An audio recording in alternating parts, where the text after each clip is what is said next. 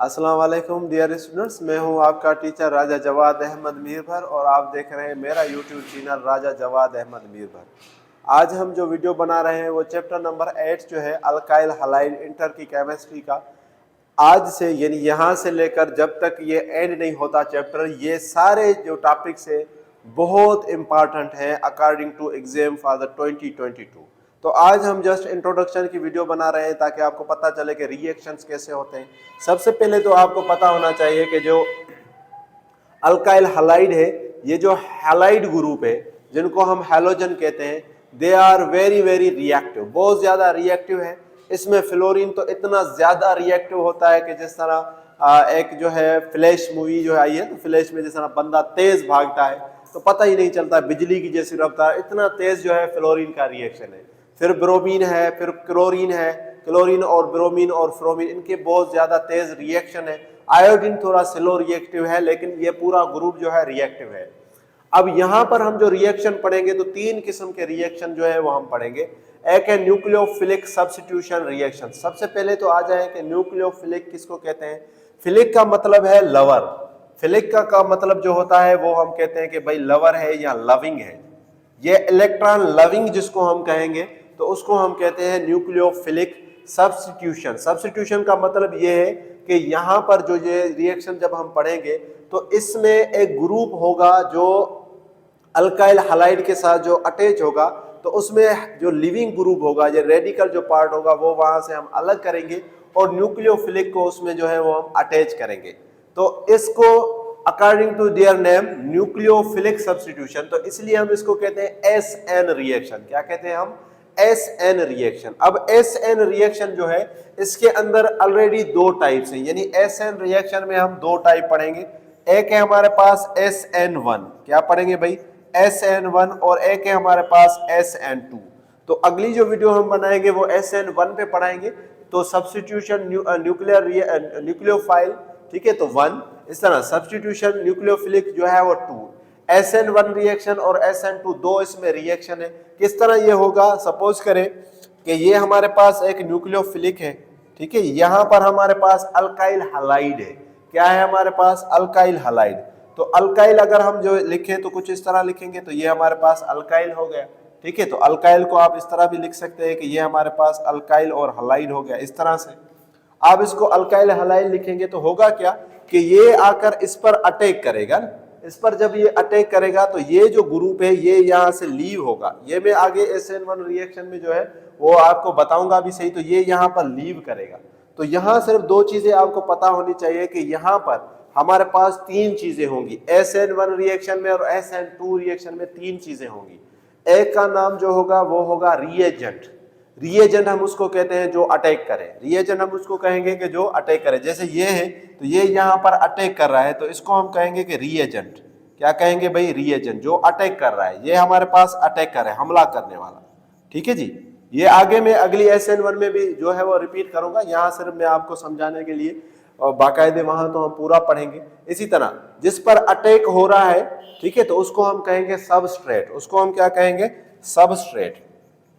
तो ये हमारे पास है सबस्ट्रेट, जिस पर अटैक हो रहा है, जिस पर हमला हो रहा है, ये हमला हो रहा है जिस पे, वो हमारे पास है सबस्ट्रेट।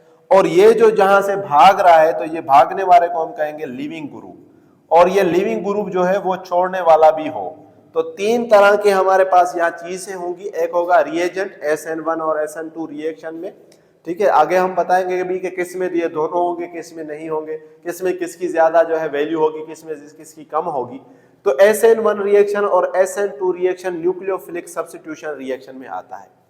उसके बाद हमारे पास यहाँ जो है formation of Grignard reagent, formation of Grignard reagent. लेकिन गिरगनार रिएजेंट से पहले हम इसकी तरफ आते हैं, क्योंकि ये मैं आपको फिर समझाता हूं, लेकिन फिर इंट्रोडक्शन के हद तक, ठीक है। आगे तो हम इसका पूरा टॉपिक भी करेंगे। अगर यहाँ आप देखें कि एलिमिनेशन, एलिमिनेशन का मतलब क्या है? किसी चीज को रिमूव करना, ठीक है। तो रिमूव हम क्या करेंगे? रिमूव हम करेंगे हाइड्रोजन। रिमूव हम क्या करेंगे? हाइड्रोजन करेंगे। जब हम रिमूव हाइड्रोजन करेंगे, और कहां से करेंगे? हाइड्रोजन भी कौन सा? Beta hydrogen. एक होता है अल्फा हाइड्रोजन, एक होता है बीटा हाइड्रोजन। तो रिमूव हम कौन सा करेंगे? रिमूव हम करेंगे, यहां मैं लिख भी देता हूं कि रिमूव हम करेंगे बीटा हाइड्रोजन। क्या करेंगे भाई? रिमूव हम करेंगे बीटा हाइड्रोजन।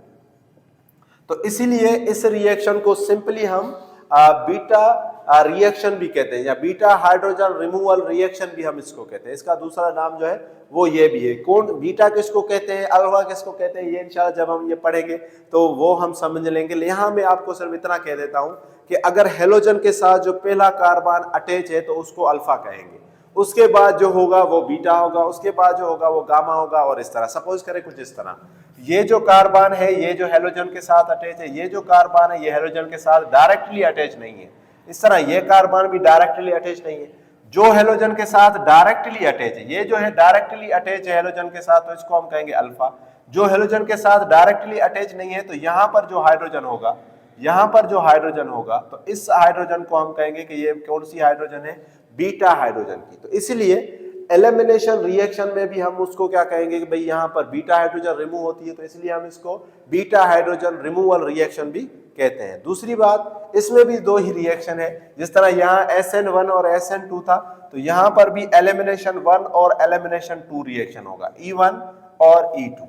तो ये क्या होगा, ये इंशाल्लाह जब हम इसको करेंगे। फिलहाल जस्ट ओवरव्यू हम ले रहे हैं कि न्यूक्लियोफिलिक सब्स्टिट्यूशन रिएक्शन में क्या होता है कि तीन चीजें होंगी, एक लिविंग ग्रुप होगा, एक अटैकर होगा और एक अटैक सहने वाला होगा।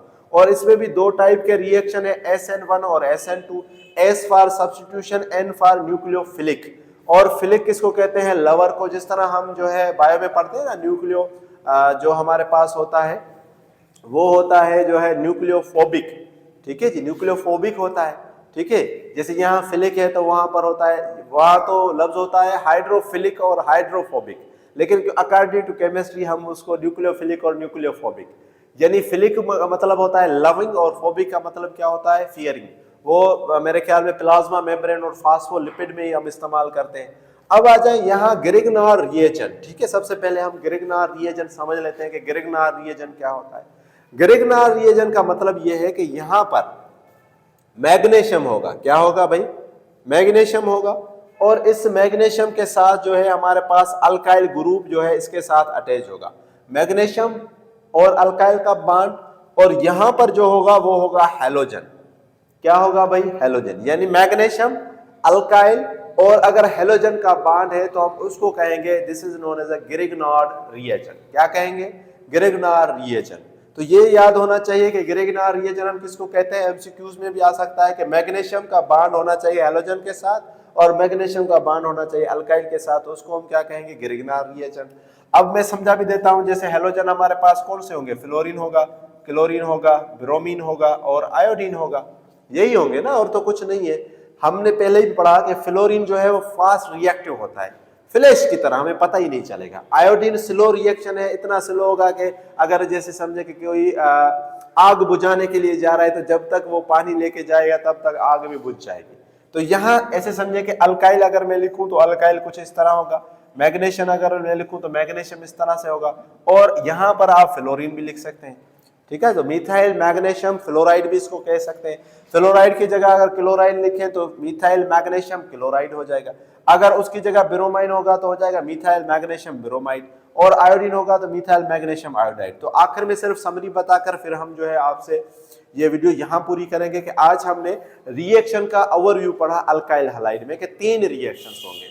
कौन कौन सा, पहला रिएक्शन जो हमारे पास होगा ये जो है जो ग्रिग्नार रिएजेंट, बेसिकली ये भी न्यूक्लियोफिलिक सब्स्टिट्यूशन में ही आएगा। तो होते बेसिकली दो ही है, एक हमारे पास न्यूक्लियोफिलिक सब्स्टिट्यूशन और दूसरा हमारे पास एलिमिनेशन, लेकिन मैंने इनको थोड़ा अलग से करके लिखा है वरना ये इसी में ही आएगा।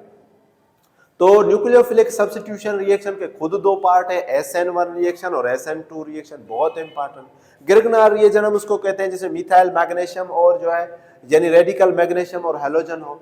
और तीसरा हमारे पास है एलिमिनेशन रिएक्शन जिसको हमें रिमूवल बीटा हाइड्रोजन भी कहते हैं, और इसके भी 2 है, E2 और E1।